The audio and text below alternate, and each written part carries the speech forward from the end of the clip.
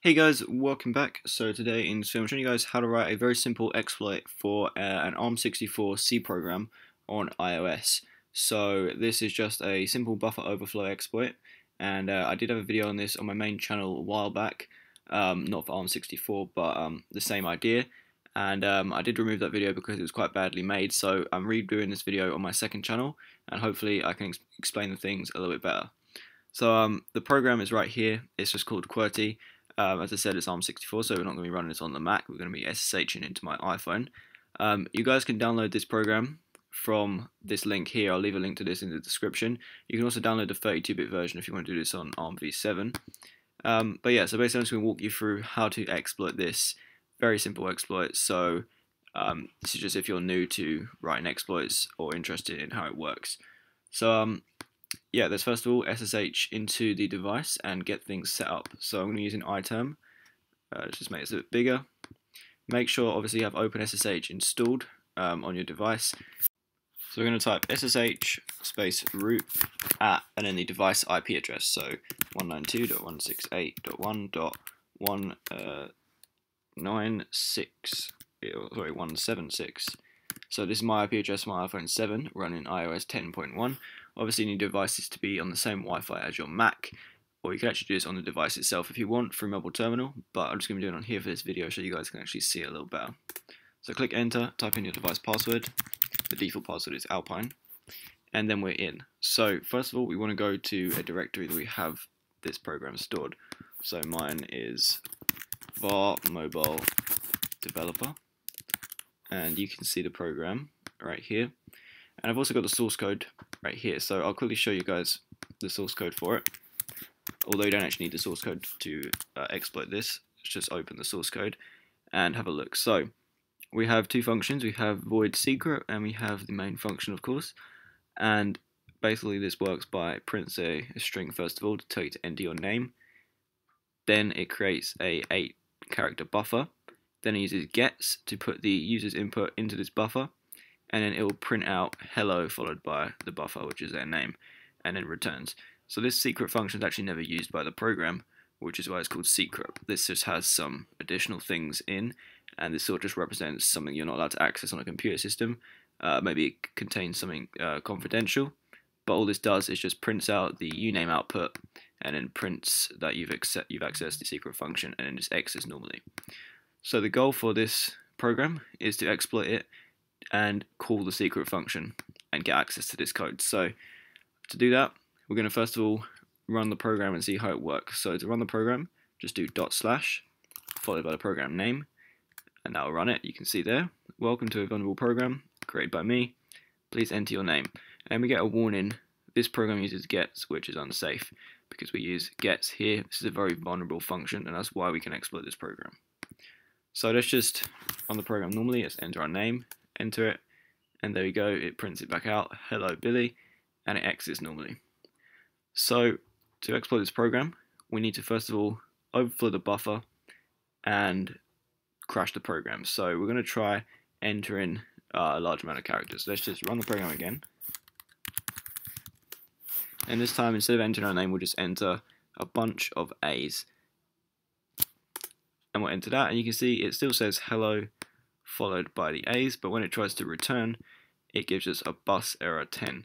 Now the reason for this is we have overflowed the buffer because gets doesn't check the amount of characters being entered, so this will stuff whatever we enter into the program into the buffer, and the buffer is only 8 characters long.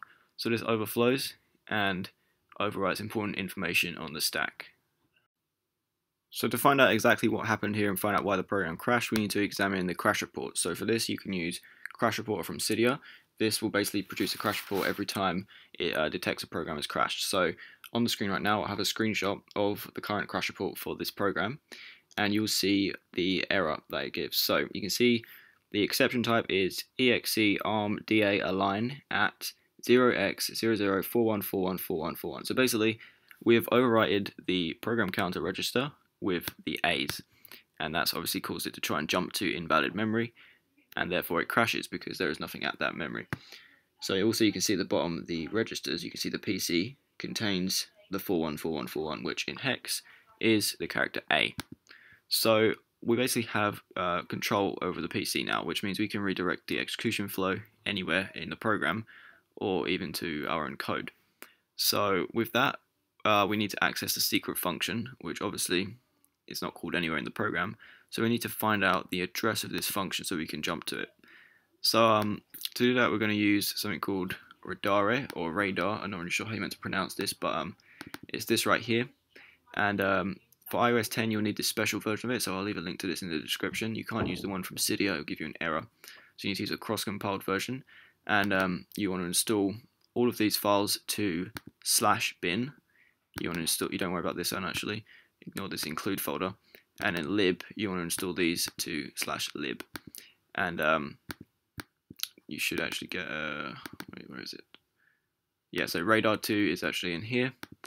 You also get some other things as well, but you don't really need to worry about those.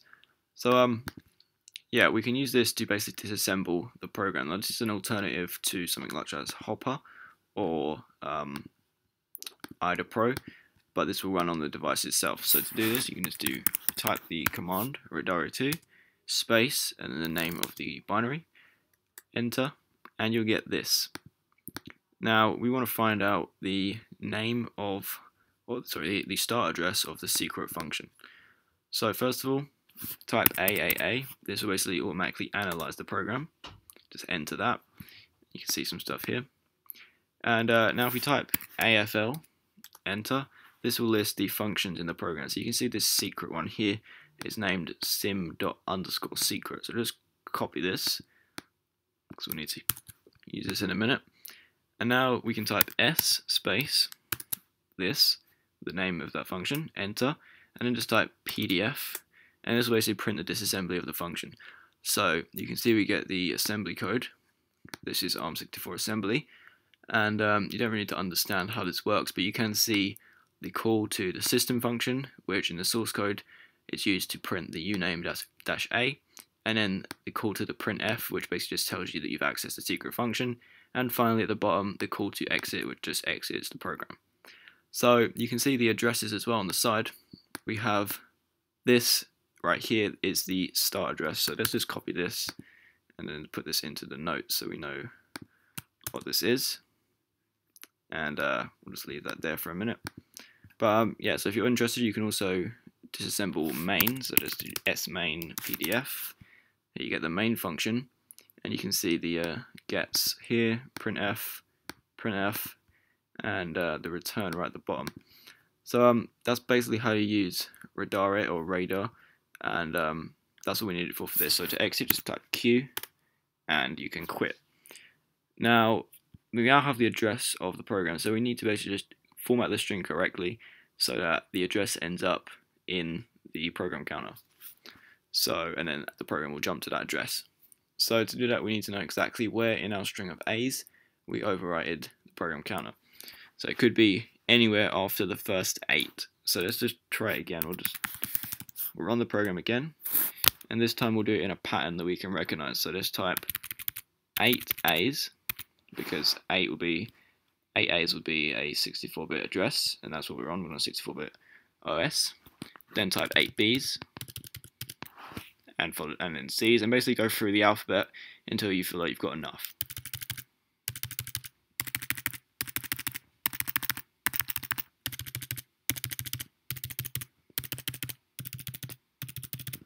So we're just going to stop there. This is way more than 8, so obviously we will crash the program from doing this, and did not mean to do that, but let's just enter that. And you can see we get the same bus error, but now we need to look at the crash log again. So this new crash log should show us something more interesting. So I tried to rerun that. I typed 9 A's by accident. But so we have our pattern now. We entered that, get the bus error, and you can see now the crash log that's on the screen in the PC now. We don't have 4141. We have 44444444, and then 43434343. So we can count along. Basically, we know that A is 41, B is 42, C is 43, which was one of the ones in the PC, and then 44 is D. So as it includes both, we know that it's sort of halfway between it. So it must be the last 4 C's and the first 4 Ds. So that is exactly right there, is where the program counter gets overridden. So all we really need to know now, we don't need to worry about anything after this, we just need to know how many characters are before it. So we have 4 Cs, and then we have the 8 A's and the 8 B's, so that equals 20. So all we need is 20 junk characters followed by the address. So we can't actually enter hex numbers by just running the program normally, so we need to use printf and just pipe it in. So let's just enter 20 A's, so alright, and then \x to enter a hex number, and then we're going to go back and we're going to enter in this address. Now you'll notice that we need to enter in reverse because the program is little endians, so you can see which ending the program has actually by using rabin -i -i followed by the program name, and rabin2-i program name, and this will print out a lot of information about it. So you can see have code true, PIC true. This is basically address space layout randomization. This will basically randomize the addresses. So this is why we can't actually just enter this and it will work first time. We're going to need to do some more. There's more complications that I'll show you guys in a minute. There are no stack canaries on this, so we don't have to worry about any of that. You can see all these other things here. You can see it's a Matro64 and it's ARM64, and we're running it on iOS. And right at the bottom you can see endian is little, so we have to enter the hex numbers in reverse. So let's just type printf. So we have 20 A's. Now we enter the address in reverse, so \x 14 \x 7e, and then 2 null bytes, and then we have the 0, 1 at the end. Then close the speech marks, then type this straight line character, space, // and then the program name. This will just put this string, recognizing these as hex numbers, into the program. So enter that. You'll notice we still get the segmentation fault, so the program still crashes, but if we look at the new crash log, we should see that our address is actually in the PC. So as you can see on the screen right now, the kernel invalid address is the address that we inputted. So this is the correct address, but we still get this segmentation fault. And the reason for that is because the secret function is actually not located at this address right now, because of what I mentioned earlier with the position independent code or position independent executable. So if I quickly search that up, you can see here on Wikipedia what this is.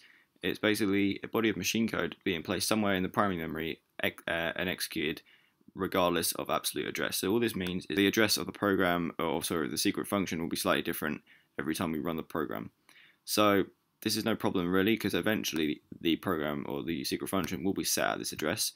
So all we need to do is either keep repeating it or write a for loop that does it for us in another C program. So as this is just a small program and it will only take a few tries, we're just going to keep re-entering the exact same thing, and we will eventually hit it, and the program should jump to the secret function. So let's just hit the up arrow on the keyboard and enter, and it will enter what you put in. And we'll just go through this a few times, and we should hit it after about 10 tries.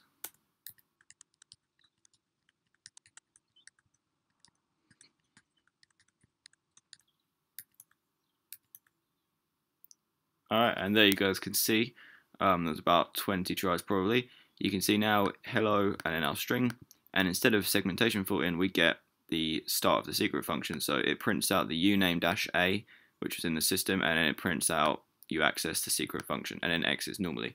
So there you go, you've exploited the program. I'll leave the links to it in the description so you guys can try it out yourself, and although you do already know exactly what string to enter. But yeah, so that is how you exploit a very simple buffer overflow in a simple program with program independent, position independent code enabled. So yeah, hope you guys enjoyed this video. Leave a like if you did. Don't forget to subscribe for more, and I will see you next time.